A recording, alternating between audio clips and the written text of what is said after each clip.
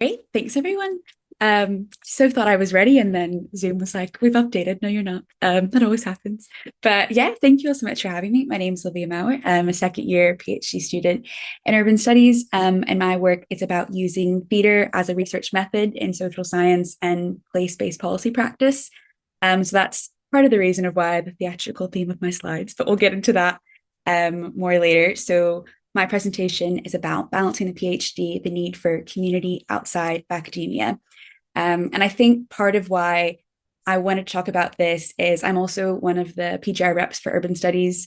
So if anyone on the call happens to be in there and haven't met yet, hello, please let me know if you have any questions or concerns. But helping out with a lot of induction the past couple of weeks, the things people had questions about or concerned about were so much about like getting the PhD right and like, do I have enough articles and am I doing these things I'm supposed to? And I like saw a lot of myself a year ago about how I was feeling about that. And so kind of wanted to give it to kind of what I wish I knew then, things that are really important to focus on. So that's what this is about. So yeah, like I said, beginning the PhD is such an exciting time, full of so many new experiences and change, but that can be so overwhelming. And I think especially for students that relocate for the PhD and international students, you're starting a whole new job and like period of your career, as well as getting adjusted to living in a new place, a new city, a new country, a new part of the world. And I think those together can be a lot to manage.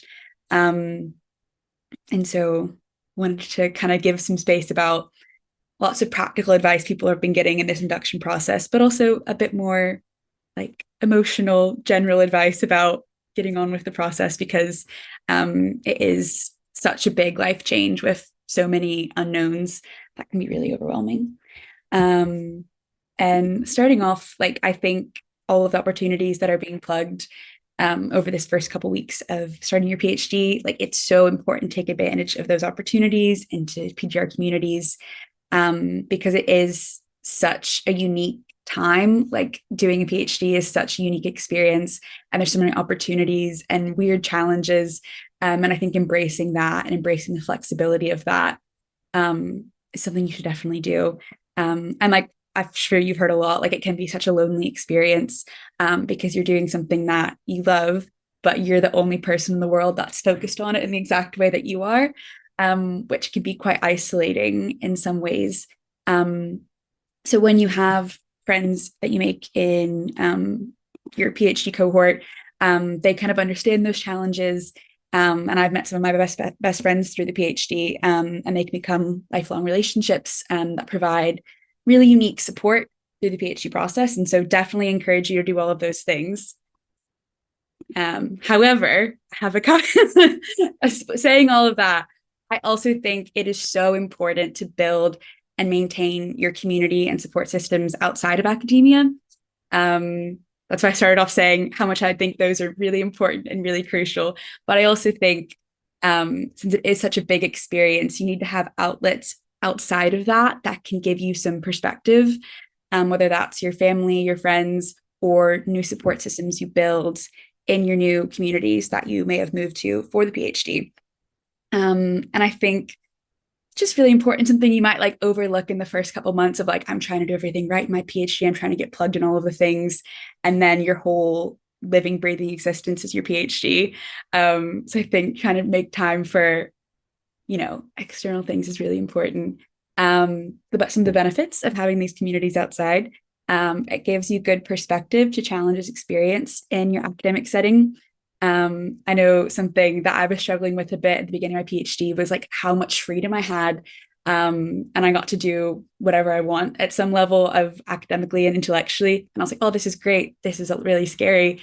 But then I talked to my friends who are getting micromanaged in their job. And I'm like, oh, actually, this is a really nice problem to have, so kind of some of that, like, and I wouldn't have really had that reality check if everyone I spoke to was also doing a PhD.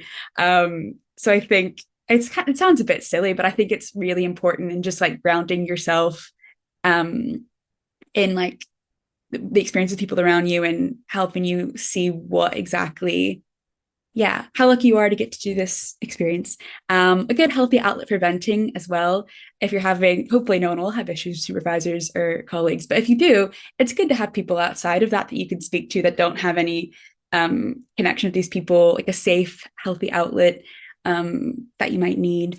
A sense of normalcy and stability during your PhD. I also think that's really useful because I found in my PhD, there's lots of like ebbs and flows of busy periods where even if you try to have it a quite stable 9 to 5 routine, sometimes like you're reading really heavily on one topic for a couple of weeks, or you're doing loads of workshops and networking events for a couple of weeks. And so it can kind of like have seasons, which is really nice, but also always changing. So again, people outside of it where you have you go to a workshop every Wednesday evening, no matter what's going on in your PhD, you go to this place completely unrelated to your PhD. It's really helpful just to give you a sense of stability. And then also, I think getting involved in communities and support systems in the city that you are now in for your PhD gives you a fuller sense of where you are. I know everyone isn't like doesn't move to Glasgow. Some people might do it part-time remote or fully remote. But if you have moved to Glasgow for your PhD, it's just good to get to know people that are actually from Glasgow, have lived here for ages, aren't all associated with the uni.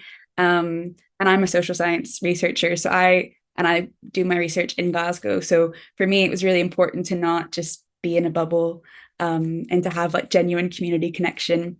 And it can also be a great way to build connections that actually may benefit your research in the long run. I know I was making it not about research and your personal life, but it may worm back around and all kind of work out together. So I want to talk about my experience in Glasgow.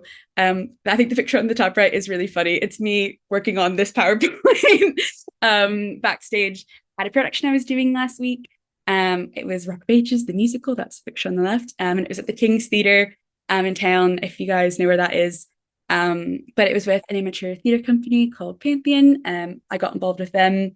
And it's just really nice to have a routine of like, especially when the days are darker, you're like, I'm going to rehearsal these days this week. So I need to stop working on my PhD and make sure I finish my things by the end of the day because I have this like consistent commitment of every week, these many days. The bottom picture is also the 2050 Climate Group, which they have events based all throughout Scotland, but events in Edinburgh and Glasgow that I've gotten involved with.